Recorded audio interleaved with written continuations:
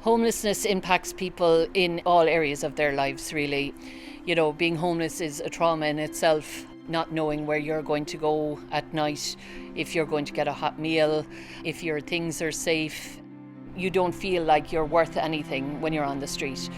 People walk straight past you, you know, you're not seen.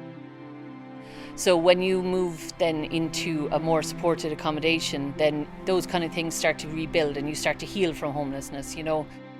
You start to gain that self-confidence that you may have lost when you were on the street. You gain your own front door. I've been working in Simon now for just coming on 20 years now. I was a baby when I started, and I've grown up in Simon really, During our first lockdown, it was very noticeable that there was no classes, there was nothing for people to do, they couldn't go to the gym, same as we all had, really. So in order to support people's sobriety and to give them a sense of purpose, we started doing up the back garden here.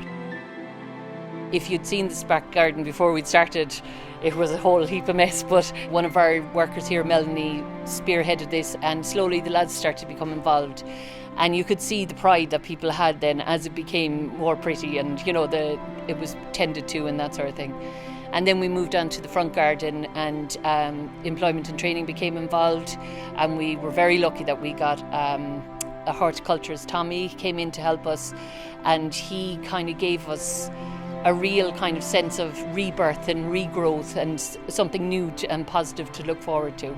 Tommy's also a stonemason, so some of the lads got involved in the stonemasonry then, and we're making this big old rock out the front that's going to be a beautiful seat eventually. But it's new skills, it's something new to get involved in, and it's something to look forward to. We've got one of the lads here who will be up at the crack of dawn now, ready to go, and through the days that we've been doing it, you can see his self-confidence has grown.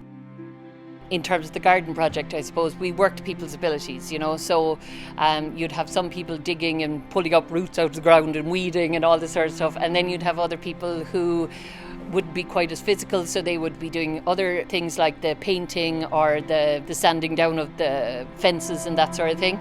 But it's not just us here in Victoria Road, we've had people from other places, so there's a real sense of community and a shared purpose, really.